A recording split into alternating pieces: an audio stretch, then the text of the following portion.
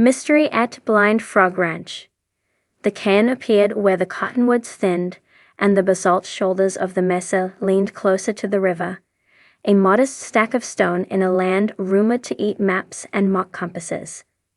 No plaque, no carved arrow, no clever modern mark on an app, only 7 flat rocks balanced as if an invisible hand had arranged them, and then stepped back to see whether the wind approved. The team studied it under the slanting light, recognizing the old language of stacked stones, a grammar used by shepherds, miners, surveyors, and wanderers who could not afford to be lost. The cairn promised something in its silence, a path through the puzzle of Blind Frog Ranch, perhaps even the end of a chase that had turned into a life. They set their base camp within sight of the river bend, where the current slowed against a shoal and water dwellers left their hauled shells in the sand like discarded coins. The ranch lived in the strange interval between the everyday and the mythic, carrying the weight of stories that refused to die. Tunnels that breathed, chambers that hummed, stones that moved when no one touched them. The cairn, positioned on a low knuckle of ground, felt both humble and deliberate.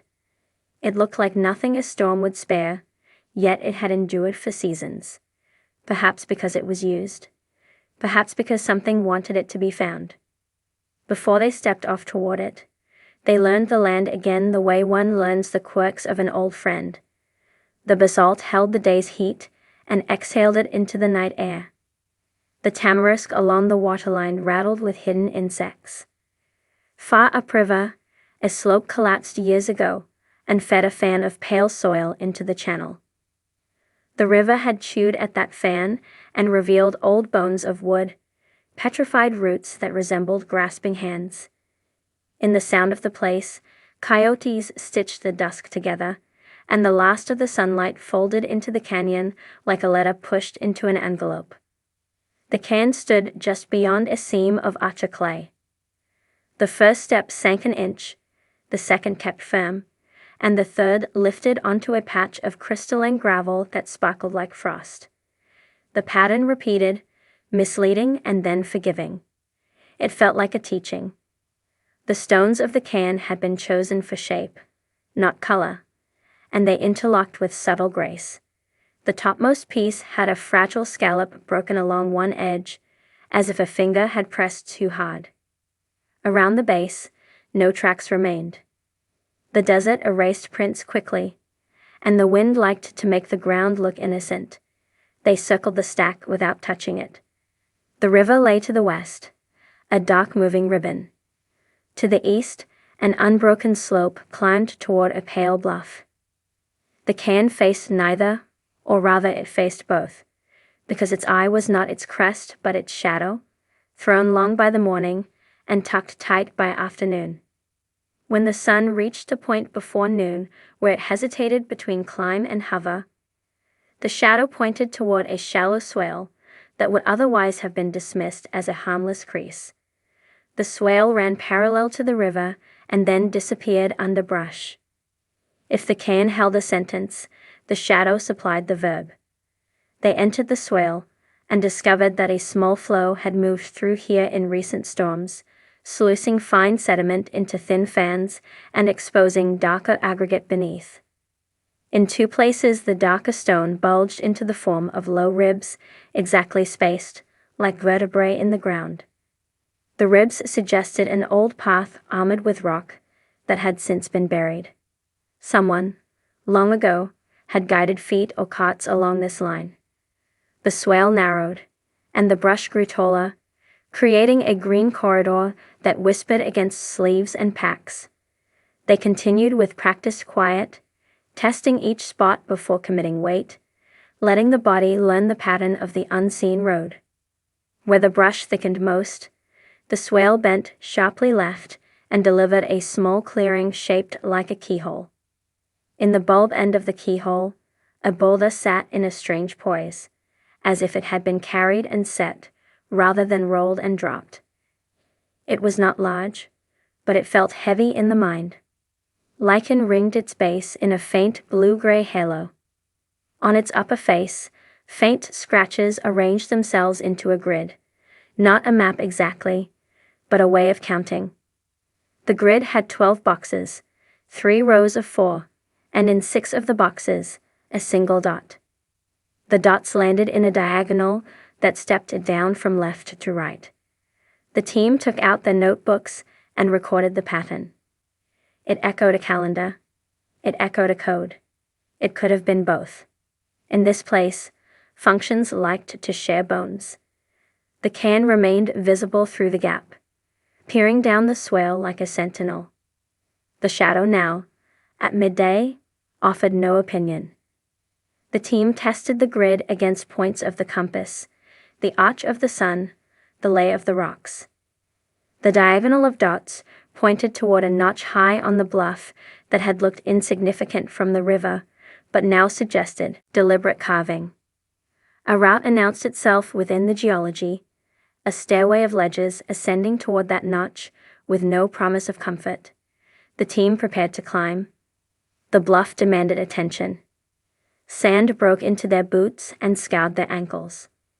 The ledges slanted outward in places, daring the careless. A raven performed slow loops overhead, the flight equivalent of curiosity. The wind pulled in the notch and poured down in sudden sighs. As they gained elevation, the ranch rearranged beneath them. The river lost its ribbon and took on a mirror's geometry. The tamarisk became an abstract smudge. The Cairn, that modest beginning, shrank until it was impossible to distinguish from the random stones that surrounded it. The mind wanted to forget it. The memory of order resisted. The notch surrendered as shelter only when they were nearly inside it. From below it had seemed a gouge. From within it became a small room in the cliff, the kind of place where a traveler waits out a storm and considers bargains.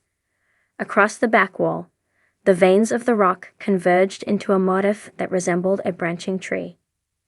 In one of the thicker branches, a seam widened into a crack large enough to swallow a hand. Cold air leaked from it, the kind of cold that belonged to places the sun had not touched in ages. The team knelt and felt the draft. It pulsed, not with wind from the canyon, but with the breathing of a void. They had learned in previous seasons that the ranch communicated in negatives. The story arrived in what was not there. Absent soil, absent light, absent echo. The crack offered all three. When they knocked on the stone beside it, the sound softened quickly, like water poured onto dry ground. When they listened at the seam, they heard nothing and then less than nothing, a thickness that suggested depth. They widened the opening carefully. The stone flaked, and then held stubborn, more like old tooth than brittle biscuit. Eventually the gap admitted a light, and then a shoulder.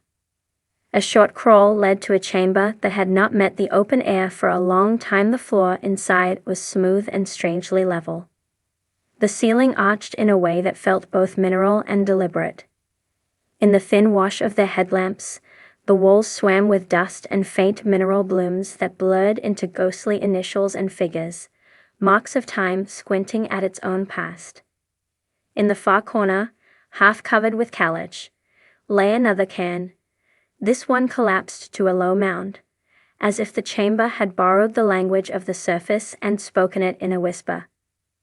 The mound sat upon a slab that did not belong to the surrounding stone, a piece of imported lithic, set flush with the floor, warmed at some time and then cooled with intent.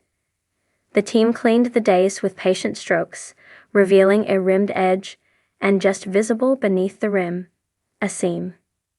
The slab lifted when pried at 2 points, not easily, but in a way that respected those who worked together. Underneath, a cavity inhaled.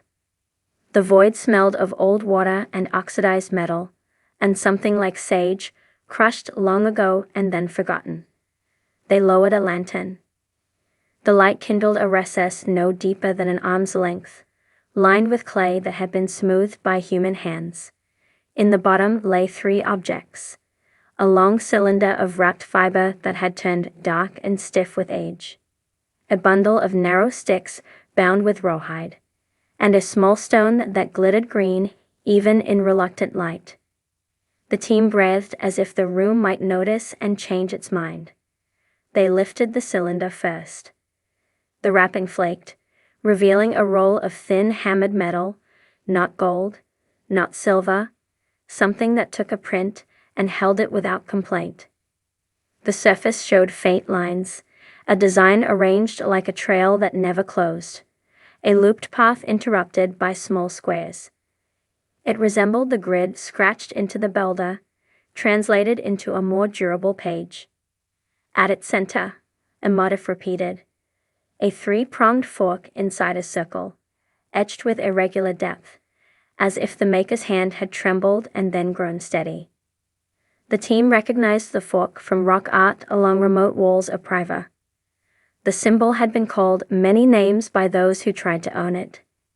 Here in the chamber, it seemed only itself, placed with intention beside a direction that refused to be tidy.